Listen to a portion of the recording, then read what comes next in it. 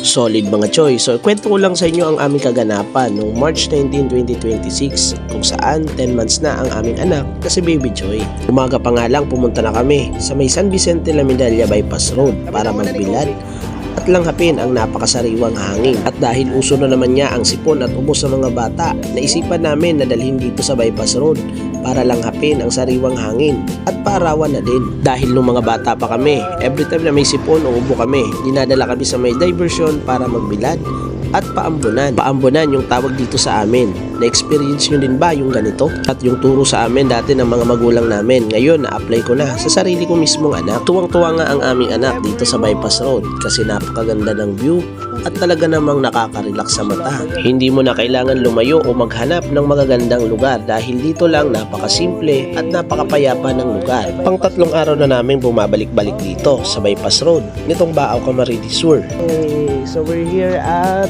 San Vicente, Salvacion, La Medalla, Bypass Road. So etong nasa likod namin, labas nito yung sa may La Medalla, sa may Water District. So eto naman yung San Vicente Road to Salvacion.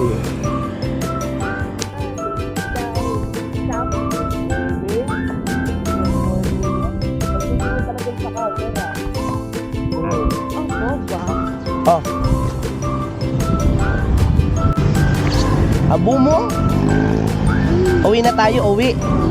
Nak, uwi na. Uuwi na. Bu. Kamu dibigsisungan niya, oh. May daman kaya, oh. Nalilibang ding igin na mukha din view. Ganda na anak, ganda. Ganda, oh. Di anak ko kuwan. Di nababaling asilong kan, tas nababad pa niya, oh.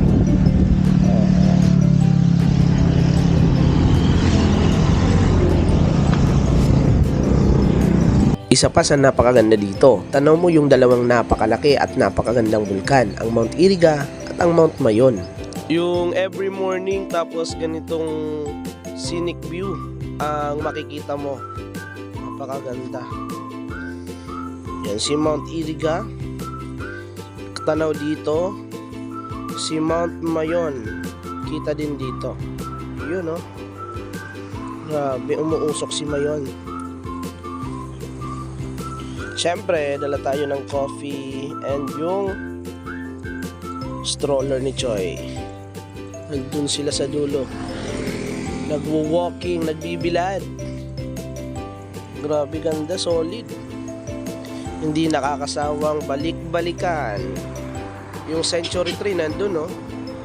So pagdating naman ng hapon, pumunta na ako dito sa Mayanis Cake and Bakes para i-pick up yung bento cake na gagamitin namin sa photoshoot ng aming baby na si Baby Choy para sa kanyang 10 months old. May mga nagtatanong sa amin kung saan daw kami bumibili ng bento cake na ginagamit namin every month sa photoshoot ng aming Baby Choy. Sa Yanis Cake and Bakes kami bumibili dahil trusted namin at talaga namang masarap at mura. So punta na nga tayo dito sa photoshoot. Yung nangyaring photoshoot nga pala ay DIY lang namin.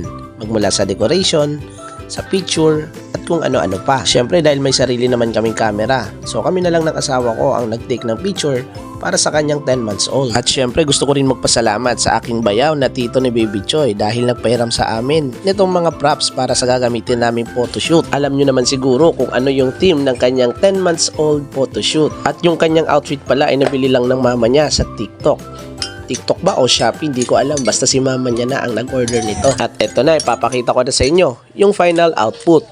The wheels on the bus go round and round, round and round, round and round. The wheels on the bus go round and round, all through the town. The doors on the bus go open and shut, open and shut, open and shut. The doors on the bus go open and shut, all through the town. Swish, swish, swish. Swish, swish, swish. The wheels on the bus go round and round, round and round, round and round. The wheels on the bus go round and round, all through the town. The doors on the bus go open and shut, open and shut. Open and shut. The doors on the bus go open and shut all